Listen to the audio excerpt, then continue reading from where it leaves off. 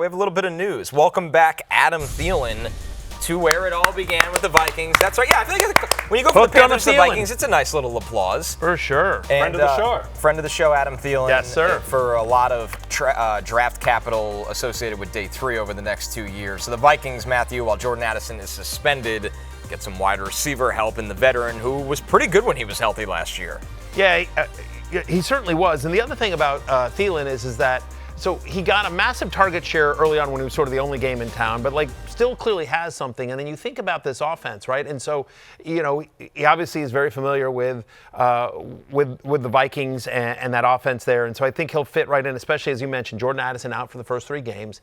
Jalen Naylor banged up. We don't know his availability for week 1. So they're suddenly pretty thin. And so for them to get using one of those magical 5th-round picks, by the way. They swap 5s with the Panthers. They also give up a 4. Panthers send back a conditional 7th.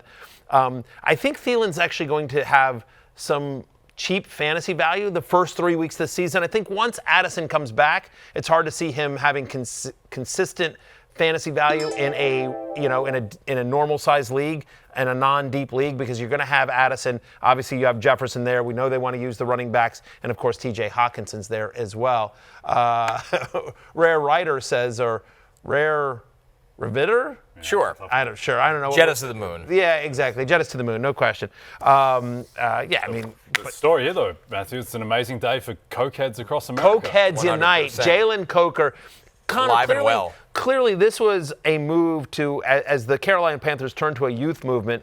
They have T-Mac on one side, Xavier Legette on the other, but Jalen Coker now becomes the big slot for Bryce Young. Yeah, I think it signals their belief in the step that Coker is made this summer, and he had some flashes last year, but now you look at it, he's starting in 11 personnel for them. And honestly, is there a world where Xavier Legette gets banged up again or things don't click for him, that Coker is the number 2 option in this offense? I don't think that's out of the range of outcomes. So not at all. I mean, I think questions are still open. It's still to be determined on Xavier Legette. They don't just trade Thielen thinking like, they got to win some games this year, the Panthers, right? Sure. There's only so many years over and over again that you can lose. So they obviously weren't just going to give Thielen away unless they actually had some belief in the young players on this roster. I am a believer in Coker in this offense. It's just a great signal. It's the same thing with Devon Vele getting traded and what that signals for Pat Bryant and Troy Franklin. This means that there is a level of confidence in guys like Jalen Coker that perhaps there wasn't 3-4 months ago, but now they've seen enough. Cokeheads unite. We're back, baby. We're back.